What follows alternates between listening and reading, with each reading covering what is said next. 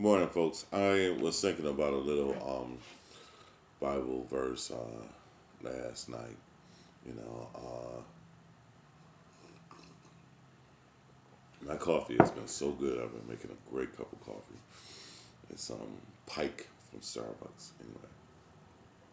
Anyway, there was this woman who had who was a medium. She had divination. She was familiar with divination. She had familiar. She was a soothsayer, a fortune teller, and she would tell people's fortune.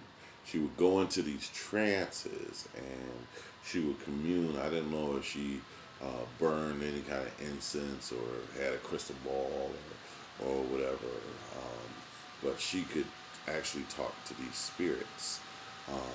And, and so people came from all over to hear her, ask questions how they're going to do and stuff like that. How's the crop? They going to make any money this year or whatever. And so she would tell them, and so they were dead on because spirits, they know different things that we don't. But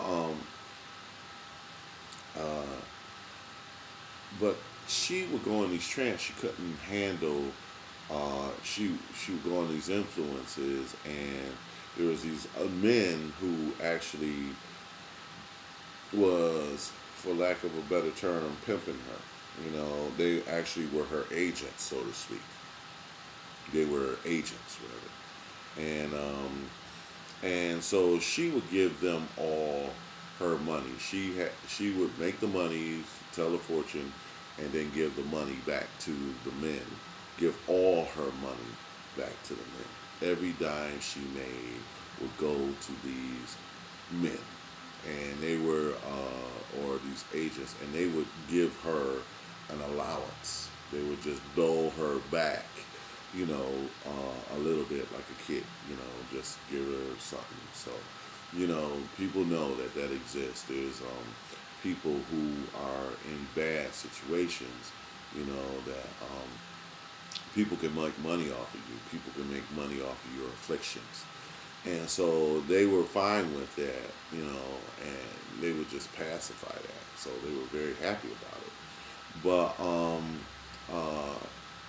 she she had these spirits, and Paul and Silas, the apostles, or I'm not sure Silas, not so sure about, but they would actually they were in town, and so she would come out and meet them as they healed the sick and did these good works, blessed people, and were going around doing their work, for God and spreading good news and the truth, and so they were spreading the truth, and she didn't like it. The spirits didn't like it, and so she would say to them, and she would follow them around, and she would say about these men, because the spirits recognize them, the spirits would speak, I guess, and they would say, these men are servants of the Most High God, and they come to lead us to the way of truth.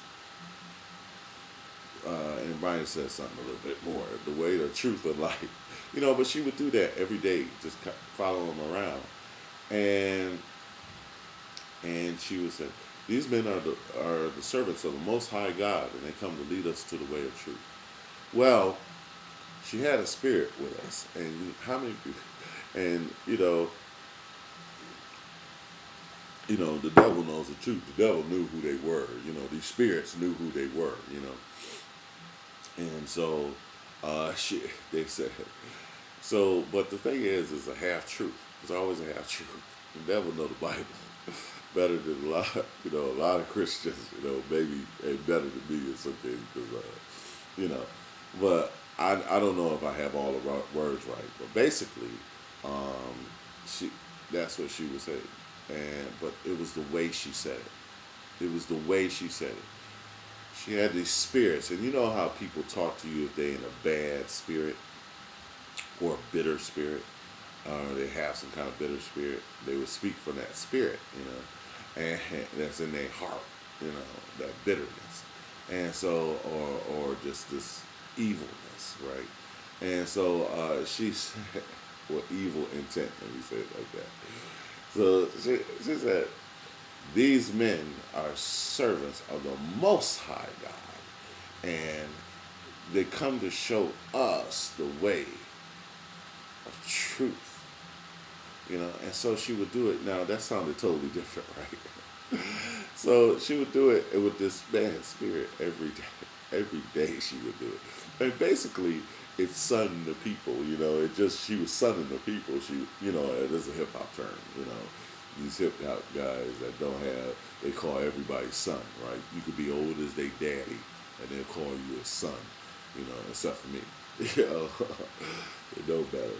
But they do it because they don't have respect for older generations. And I can understand why. Especially if you slanging crack or selling crack to somebody who's old enough to be your father. You don't have respect for them.